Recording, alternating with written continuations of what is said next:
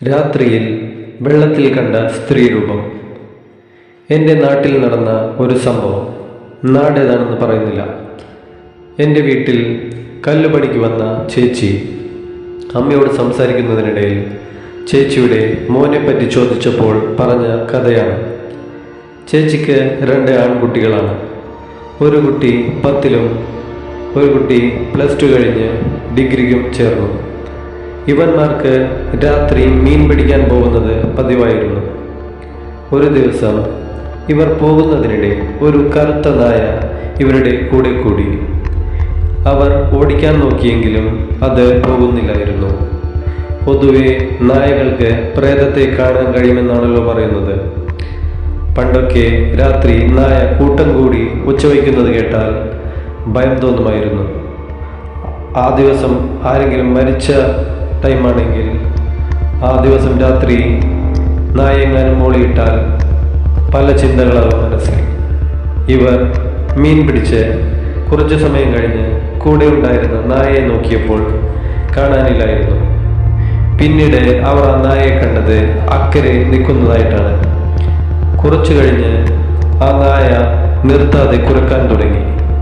ഇങ്ങനെ കുരക്കുന്നത് കേട്ടപ്പോൾ അവർക്കും ചെറുതായി പേടി തോന്നിയിരുന്നു.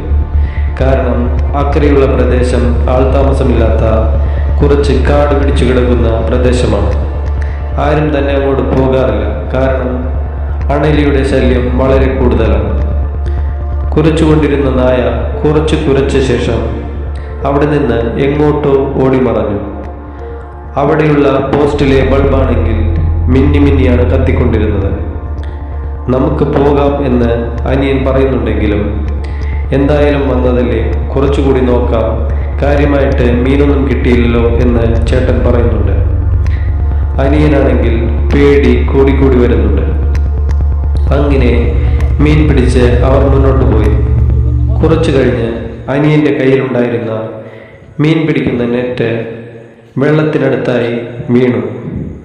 അവൻ അതെടുക്കാൻ താഴേക്ക് ഇറങ്ങിയതാണ്. അപ്പോൾ ചേട്ടൻ നോക്കിയപ്പോൾ വെള്ളത്തിൽ ഒരു സ്ത്രീ നിൽക്കുന്നതായി കണ്ടു. ചേട്ടൻ ഭയന്ന് നിലവിളിച്ച് അനിയനോട് ഓടിക്കോടാ എന്ന് പറഞ്ഞ് ഓടി. എന്നാൽ അനിയൻ ഇത് കണ്ടതും അവിടെ വീണുപോയി. പിന്നീട് ചേട്ടൻ അടുത്തുള്ള വീട്ടിൽ ചെന്ന് കാര്യം പറഞ്ഞ് അനിയനെ കൊണ്ടുപോയി. നല്ല ആക്റ്റീവായിരുന്ന അവൻ പിന്നീട് ഒരുപാട് നാൾ അധികം സംസാരമൊന്നുമില്ലായിരുന്നു. മരുന്നും പ്രാർത്ഥനയുമെല്ലാം കൊണ്ട് ഇപ്പോൾ കുറേ വ്യത്യാസം വന്നിരിക്കുന്നു. ഇപ്പോൾ അവൻ ജോലിക്കൊക്കെ പോയി തുടങ്ങി.